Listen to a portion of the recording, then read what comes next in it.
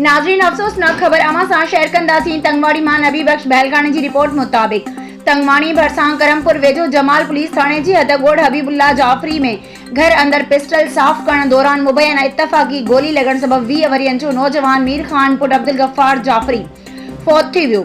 घर में कोहराम मची वियो आहे। हद जी पुलिस वाक़े वारे हंधि पहुची लाश खणाए ज़रूरी कार्रवाई लाइ अस्पताल मुंतक़िल करे छॾियो आहे। पुलिस जो चवणु आहे त वधीक जांच कई पई वञे। ब्रेकिंग न्यूज़ अवां सां शेयर करियूं पिया।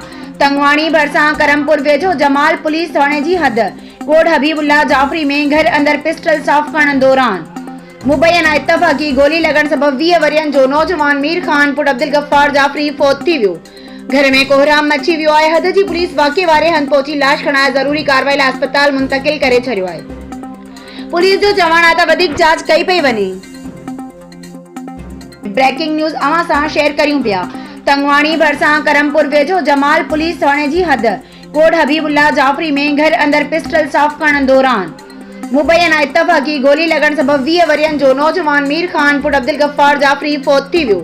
घर में कोहराम मची वियो आहे। हद जी पुलिस वाक़े वारे हंधि पहुची लाश खणाए ज़रूरी कार्रवाई लाइ अस्पताल मुंतक़िल करे छॾियो आहे। पुलिस जो चवणु आहे त वधीक जांच कई पई वञे।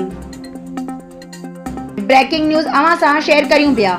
तंगवाणी भरिसां करमपुर वेझो जमाल पुलिस थाणे जी हद ॻोड़ हबीबुल्ला जाफ़री में घर अंदर पिस्टल साफ़ करण दौरान मुबैना इत्तफ़ाक़ी गोली लॻण सबब 20 वरियनि जो नौजवान मीर खान पुट अब्दुल गफ्फार जाफ़री फौत थी वियो। घर में कोहराम मची वियो आहे। हद जी पुलिस वाक़े वारे हंधि पहुची लाश खणाए ज़रूरी कार्रवाई लाइ अस्पताल मुंतक़िल करे छॾियो आहे। पुलिस जो चवणु आहे त वधीक जांच कई पई वञे।